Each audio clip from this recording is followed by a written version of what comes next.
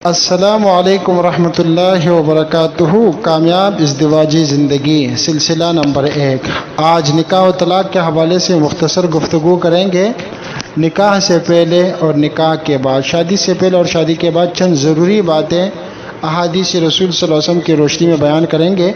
نکاح سے پہلے سیدنا جابر بن عبداللہ رضی اللہ عنہ سے روایت ہے کہ رسول اللہ صلی اللہ علیہ وسلم نے فرمایا ہے کہ جب تم میں سے کوئی شخص جب کسی عورت کو نکاح کا پیغام دے تو اگر اس شخص کے لیے ممکن ہو کہ وہ اسے دیکھے تاکہ اسے نکاح کی رغبت ہو تو وہ ضرور ایسا کرے۔ حدیث مبارکہ کے الفاظ یہ ہیں: اذا خطب احدکم المرأة فإن استطاع ان ينظر الى ما يدعوه الى نکاحها فليفعل۔ تو اس حدیث مبارکہ سے معلوم ہو کہ جو شخص جس سے نکاح کرنا چاہتا ہے اسے ایک بار دیکھ لے، یہ دیکھنا اس کے لیے کیا ہے؟ مباح ہے۔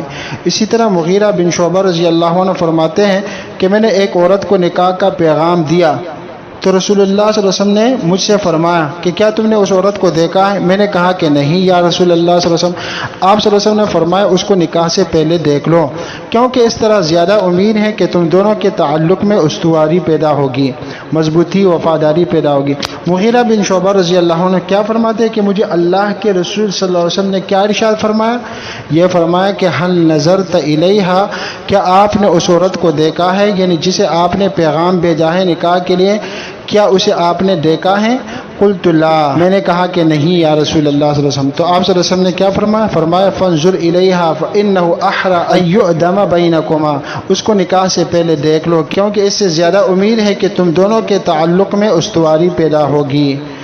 تو نکاح سے پہلے خوب سوچ سمجھ کر اور دیکھ کر فیصلہ کرنا چاہیے تاکہ نکاح میں استواری ہو، مضبوطی ہو۔ ایسا نہ ہو کہ نکاح کے بعد انسان طلاق کے بارے میں ہی سوچ رہا ہو۔ بلا وجہ طلاق دینا اسلام میں کوئی پسندیدہ عمل نہیں۔ ایک روایت ہے، بہت مشہور ہے لیکن سندن ضعیف ہے: ابغض الحلال الی اللہ الطلاق، سب سے زیادہ ناپسندیدہ حلال اللہ تعالیٰ کے نزدیک طلاق ہے۔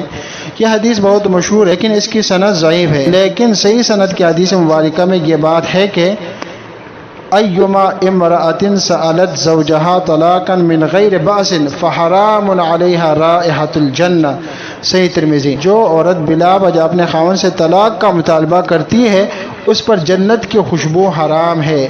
ان احادیث سے نکاح و طلاق کے بارے میں اسلام کا مزاج معلوم ہوتا ہے۔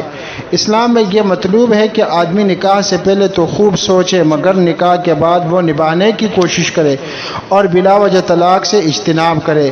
اسلام میں غیر عورت کو بالقصد دیکھنا جائز نہیں مگر مخطوبہ کو دیکھنے کی کھلی اجازت دی گئی تاکہ نکاح میں مضبوطی پیدا ہو، استواری پیدا ہو۔ کامیاب ازدواجی زندگی کا موضوع جاری ہے، زندگی باقی رہے تو مزید اس موضوع پر انشاءاللہ گفتگو کریں گے۔ اپنے پرخلوص دعاؤں میں یاد رکھیے۔ جزاکم اللہ خیر، والسلام علیکم ورحمۃ اللہ وبرکاتہ۔